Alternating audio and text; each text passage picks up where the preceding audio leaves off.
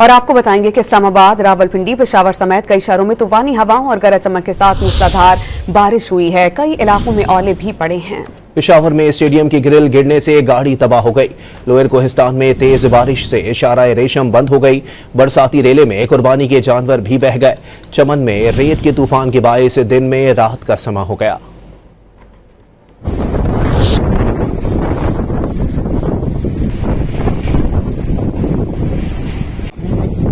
वफाकी दारुल-हुकूमत समेत पंजाब और खैबर पख्तूनख्वा के मुख्तलिफ शहरों में तेज हवाओं, गरज चमक के साथ मूसलाधार बारिशों से गर्मी का जोर टूट गया। इस्लामाबाद और रावलपिंडी में गहरे बादलों का राज है। जुड़वा शहरों में तेज हवाओं के शदीद झकड़ों और गरज चमक के साथ तेज बारिश ने मौसम खुशगवार कर दिया। बारिशों के बायस नशेबी इलाकों में पानी खड़ा हो गया।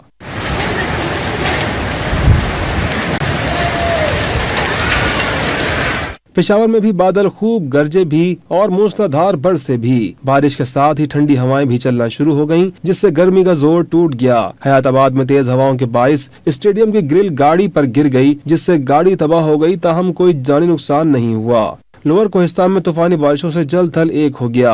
जीजाल और गलोज बांड में बरसाती रेले शाहराह रेशम पर बहने लगे, जिसके बायस शाहराह रेशम 2 मकामात पर बंद हो गई। रेस्क्यू ज़राए के मुताबिक रेलों में कुर्बानी के कई जानवर भी बह गए। बलोचिस्तान के इलाके चमन और मुज़फ्फरात में मिट्टी का शदीद तूफान आया, जिससे मामूलात जिंदगी दरहम बरहम हो गए। इस दौरान दिन के वक्त अंधेरा छा गया।